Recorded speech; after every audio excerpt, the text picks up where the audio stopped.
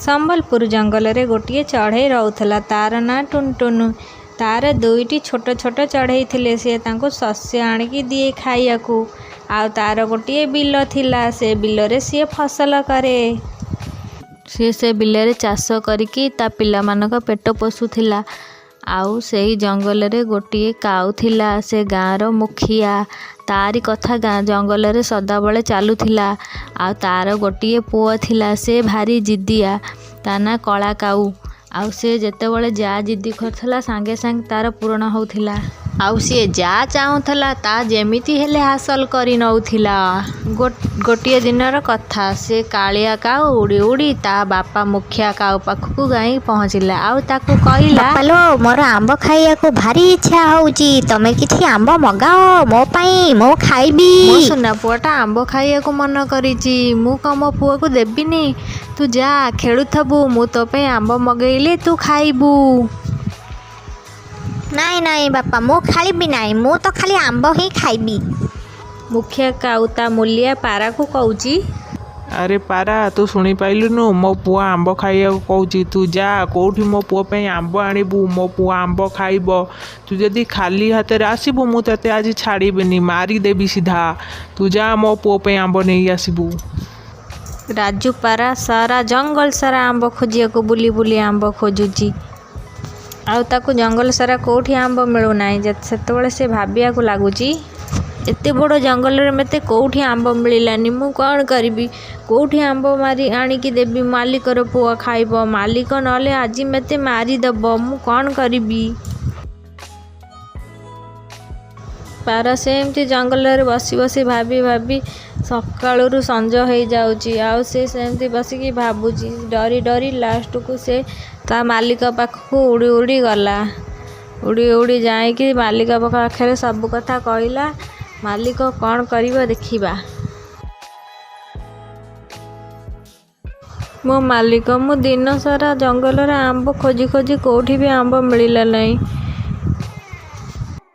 तू जानिचु ना मो पुअर राग, मो पुओ रागिले कौनसी जिनिस खाइबनी, भांगा रुचा करिब। तू जा जंगल रे घोषणा करदेबू, मो पुओ को जी आंब आनीदब मु ताकू सुन मुद्रा देबी। जा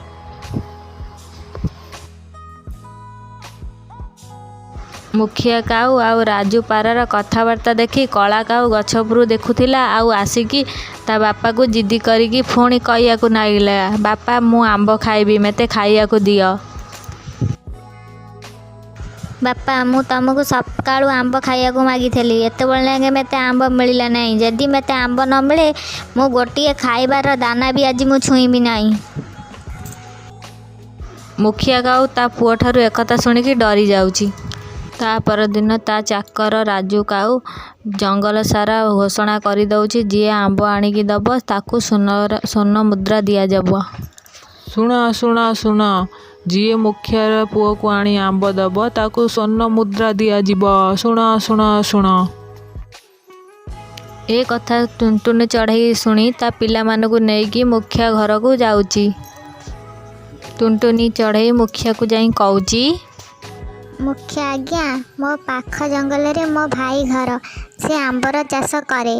आउ मु जाई से पाख जंगल रु आंब नहीं आसबी।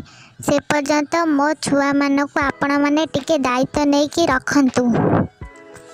टुनटुनीर छुआ माने कला काऊ सहित खेलिया को लागिले। टुनटुनी चढ़ई दूर जंगल को जाउची ता भाई घर को आंब पाई। संध्या सुधा टुनटुनी चढ़ई आंब नहीं कि आसी पहुँची जाउची। आंब को देखी कला काऊ बहुत खुशी होउची, आंब मन इच्छा खाउची। आउ मुखिया काऊ निज कथा अनुसार टुनटुनी चढ़ई की सोन मुद्रा दउचंती। आउ टुनटुनी चढ़ई सोन मुद्रा नेकी ता पिला मानक सहित ता बसा को फेरी आउची। आउ ता पिला माने ताकू कहउचंती, मामा तमे मामू घरू आम पई आंब आनिच ना, आमको आंब खाइया को दियो ना। टुनटुनी चढ़ई ता पिला मानक आंब खाइया को दउची। आउ आंबर टाकुआ नेकी निज जमी रे पोती दउची। एमती समय बीती चलुची। किछि मास परे टुनटुनी जमी रे छोट छोट आंब गछ उठुची। आंब गछ देखी टुनटुनी आउ ता छुआ माने बहुत खुशी होउचंती। एमती देखु देखु आउ 2-4 मास बीती जाउची। आउ टुनटुनी गछ बहुत बड़ हो जाउची, ता देहरे भल आंब फलुची। आउ टुनटुनी चढ़ई याकू नेकी बिकिकी बहुत बड़ लोक हो जाउची। आउ ता पिलामानक सहित ता जीवन को खुशी खुशी बीतेयाकू लागुची। टुनटुनी पिंकी 2 भौणी थिले। टुनटुनी बहुत परिश्रमी थिला, किंतु पिंकी लोभी थिला। दिने 2 जण गोटे गछ डाले बईथिले। अरे पिंकी, मु भाबुଥିଲି आमे किछि चाष करिबा, आमको आउ कोठिकी दाना खोजियाकू जेमिति जीवाकू पड़िबो नाही। अरे भौणी, तू ठीक कहूछु जे आमको तो किछि चाष आसनी, आमे कौन चाष करिबा। तू जमा से कथा चिंता करनी, आमे जंगलर कृषक मौसा को जाइकी पचारि देबा, तांको बढ़िया चाष आसे। तू तो कथा ठीक कहूछु, चल कृषक मौसा कतिकी जीवा। 2 जण जाक उड़िकी जाइकी कृषक मौसा पाखरे पहुँची जाउचंती। कृषक मौसा काम करुथिला।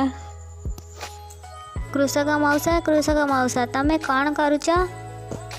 अरे बिल काम ही करुथली, एमितिका औषध तैयारी करुथली जेमिति फसल रे पोक न लागिबे। ये तो भल कथा मौसा, जदि गछरे पोक लागिबो आमको पोक खाइयाकू मिलिबो ना। तमे माने तो छोट पिला ही कि रहिबो, तमर खाली खाइबा चिंता। पोक तो आमे गोटे दिन खाइकी सारिदेबा, आमको बंचियाकू हेले चाष करियाकू पड़िबो। काहेकि ना आमे वर्षा दिन आराम से बसिकी खाई परिबा। मौसा तमे सब ठीक कहूच, सेही कामरे आमे तम पाखु आइथिलु। ओहो, आज कौन एमिति काम थिला कि तम 2टा छोट छोट चढ़ई के मो कथा मन पड़ीगला। मौसा आमे भी चाष करियाकू चाहूछु, किंतु जानी पारुनु कि चाष करिवु।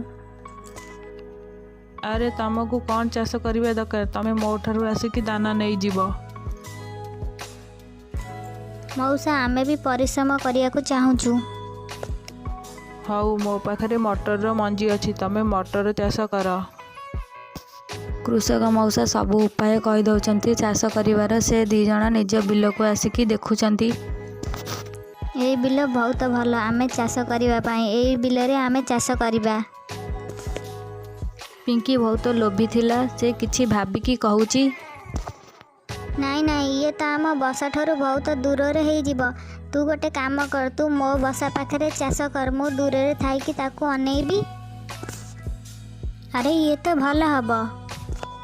2 जण जाक चढ़ई परिश्रम करी चाष करुचनी, आउ सेतरे मटर लगाउचनी। किछि दिन परे वर्षा होची, आउ मटर चाष बढ़िया होची। पिंकी, आम गछ तो मटर बढ़िया फली, देखे केते मटर होईची गछरे। एबे आमको दाना खोजियाकू इयाड़े सियाड़े जीवाकू पड़िबो नाही। मटर पाकल हो गले आमे मटर भाग करी नबा। तू ठीक कहूची, मटर पाकल हो गले आमे 2 जण भाग करी नबा। 2टाक चढ़ई जाउचनी रातिरे तांका बसाकू सोइयाकू। पिंकी सेती गले भाबुची, मटर जदि भाग हबो आम 2 जण को समान समान भाग मिलिबो। मु काहेकि ना लुचिकी जाइकी अल्प किछि मटर आनिकी मो बसारे रखिदेबी। पिंकी यही कथा भाबिकी बिलुकू जाउची, आउ कंचा मटर चोरी करिकी आनिबाकू लागुची। राति सारा से एया करुची। एमती देखु देखु ता पाखरे बहुत मटर हो जाउची। ता पर दिन, हे भगवान, आम मटर को किए एमिति बर्बाद कर देछि, जेमिति लागुची किए मटर चोरी करिकी नहीं जाइछि। टुनटुनी, तू चिंता करनी, जे चोर किए नहीं जाइथबो, जा भाग्य थिला से नहीं गला। किछि दिन परे 2टियाक चढ़ई बिलकू जाउचंती। एबे मटर भी पाकल हो गले, आमे बांटी नबा। हाँ तू ठीक कहूचु। मटर 2 जण जाक बांटी नौचनी, आ निज निज बसारे नहीं रखी दउचनी। आउ टुनटुनी कहूची, केते कष्ट करके आमे मटर गछ लगेइथलु, किए के जानी चोरी करी नेला। आउ जा हौ, मते जेतिकी मिलुची सेतिकी मोर यथेष्ट।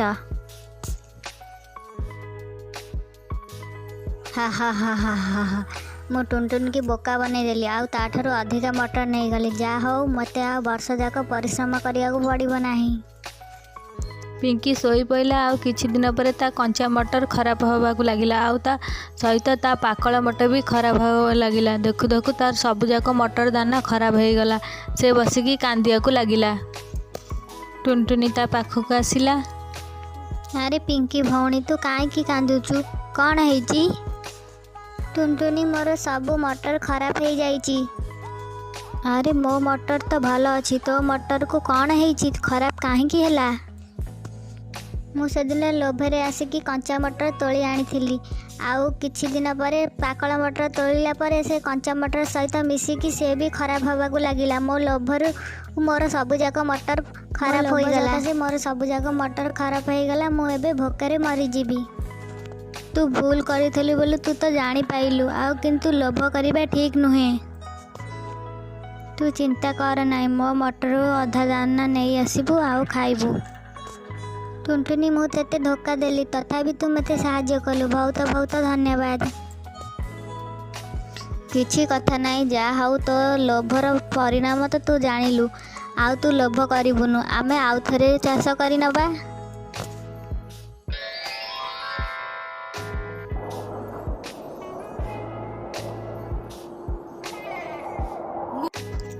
ଭୁବନେଶ୍ୱରରେ ଜଙ୍ଗଲ ଥିଲା, ଆଉ ଜଙ୍ଗଲରେ କାଳୁ ନାମକ ଗୋଟିଏ ଚୋର ରହୁଥିଲା। ଚୋର ବହୁତ ବୋକା ଥିଲା।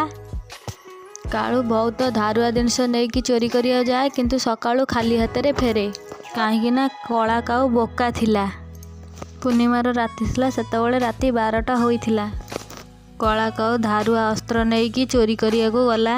ଗୋଟିଏ ଘର ପଛପଟକୁ ଆଇଲା, ଆଉ ସେ ପଛ କବାଟକୁ ଭାଙ୍ଗିବାକୁ ଲାଗିଲା। ଆବାଜ ହେବାରୁ ବସାରେ ଶୋଇଥିବା ଟୁନଟୁନି ଚଢ଼େଇ ଉଠି ପଇଲା। ସେ ବୁଝିଗଲା କାଳୁ ଚୋର ଆଇଛି ବୋଲି। ଲାଗୁଛି କାଳୁ ବୋକା ଚୋରି କରିବାକୁ ଆଇଛି। ସେ ମୋ କବାଟ ଭାଙ୍ଗିଦେବା ଆଗରୁ ମୋତେ ତାକୁ ରୋକିବାକୁ ପଡ଼ିବ। ଟୁନଟୁନି ଘର ପଛପଟକୁ ଆଇଲା, ଆଉ ଦେଖିଲା କାଳୁ କବାଟ ଭାଙ୍ଗୁଛି। ଆରେ କାଳୁ, କ'ଣ କରୁଛୁ? ଚୋରି କରୁଛି, କବାଟ ଭାଙ୍ଗିକି ଘରେ ପଶିବି। ଆରେ ବୋକା, ପୂର୍ଣ୍ଣିମା ରାତିରେ କିଏ ଚୋରି କରିବାକୁ ଆସେ? ଚୁପ୍ ବସ୍। ମୁଁ ଗୋଟେ ଅଲଗା ପ୍ରକାର ଚୋର। ମୁଁ ଅଲଗା ପ୍ରକାରିଆ ଚୋରି କରେ। ମୁଁ ବାକି ଚୋରଙ୍କ ବାଗିଆ ନୁହଁ। ତାଙ୍କମାନଙ୍କ ସହିତ ମୋ ତୁଳନା କରନି। କାଳୁ କଥା ଶୁଣିକି ଟୁନଟୁନି ବି ଭାବିବାକୁ ଲାଗିଲା। ଇଏ ମୋ ପ୍ଲାନ୍ରେ ଫସିଗଲାଣି। ଯାଉଛି ଶେଷ ପ୍ଲାନ୍ କରିବି, ଆଉ ଆରାମସେ ବସାରେ ଶୋଇବି। ପୁଣି ଟୁନଟୁନି କାଳୁକୁ କହିଲା, ତୁ କିଛି ବି କରିପାରିବୁ। ତୁ ବାକି ଚୋରଙ୍କ ବାଗିଆ ନୁହଁ, ଯଦି ପ୍ରମାଣ କରିକି ଦେଖା। ସେଥିପାଇଁ ମୋତେ କ'ଣ କରିବାକୁ ପଡ଼ିବ? ବାକି ଚୋର ଧନ ସମ୍ପତ୍ତି ଚୋରି କରନ୍ତି, ତୁ ଜହ୍ନର ଚୋରି କରିକି ଦେଖା। ଟୁନଟୁନିର କଥା ଶୁଣିକି କାଳୁ ଜହ୍ନକୁ ଅନେଇଲା, ଆଉ ଟୁନଟୁନିକୁ କହିଲା, ହଉ ଠିକ୍ ଅଛି, କାଲି ସକାଳୁ ଜହ୍ନ ମୋ ହାତରେ ଥିବ। ଏଇ କଥା କହିକି କଳା କାଉ ସେଠୁ ପଳେଇଲା, ଆଉ ଟୁନଟୁନି ଆରାମସେ ଶୋଇବାକୁ ଲାଗିଲା। କଳା କାଉ ଜହ୍ନକୁ ଅନେଇ ଭାବିଲା, କେମିତି ମୁଁ ଜହ୍ନକୁ ଚୋରି କରିବି? ସମସ୍ତେ ମୋତେ ବୋକା ଭାବୁଛନ୍ତି, କିନ୍ତୁ ମୁଁ ବୋକା ନୁହେଁ। ମୁଁ ଯେତେବେଳେ ଜହ୍ନ ଚୋରେଇକି ଆଣିବି, ସମସ୍ତେ ଜାଣିଯିବେ ମୁଁ କେତେ ଚାଲାକ ଚୋର ବୋଲି। ତାପରେ କଳା କାଉ ଜଙ୍ଗଲକୁ ଆସିଲା, ଆଉ ରାସ୍ତାରେ ଠିଆ ହେଇଥିବା ଗୋଟେ ଟ୍ରକକୁ ଚୋରି କରିକି ନେଇ ପଡ଼ିଆ ମଝିରେ ରଖିଦେଲା।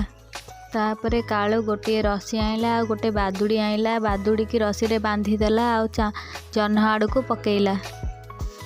ସେ ରସିର ଆଉ ଗୋଟେ ମୁଣ୍ଡ ଟ୍ରକରେ ବାନ୍ଧିଦେଲା। ଦେଖୁ ଦେଖୁ ବାଦୁଡ଼ି ଆକାଶକୁ ଚିରିକି ଯାଇ ଜହ୍ନ ପାଖରେ ପହଞ୍ଚିଗଲା। ଜହ୍ନ ଉପରେ ବସି ପଇଲା।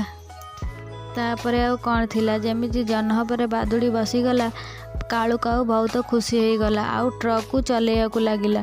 ଟ୍ରକକୁ ଚଲେଇ ଚଲେଇ ସେ ଯେତେବେଳେ ନେଲା, ଜହ୍ନ ଖସି ଖସି ତଳକୁ ଆସିବାକୁ ଲାଗିଲା। ଏମିତି ଆସି ଆସି ଜହ୍ନ ଆସି ତଳେ ପଡ଼ିଗଲା, ଆଉ ସେ ସକାଳ ହେଲା। ଏହା ଦେଖି କାଳୁ ବହୁତ ଖୁସି ହେଇଗଲା, ଆଉ ଯାଇକି ଜହ୍ନକୁ ଉଠେଇ ନେଇ ଆଇଲା। ତା ପରଦିନ କାଳୁ ଜହ୍ନକୁ ଧରିକି ନେଇକି ଟୁନଟୁନି ଘରକୁ ଗଲା।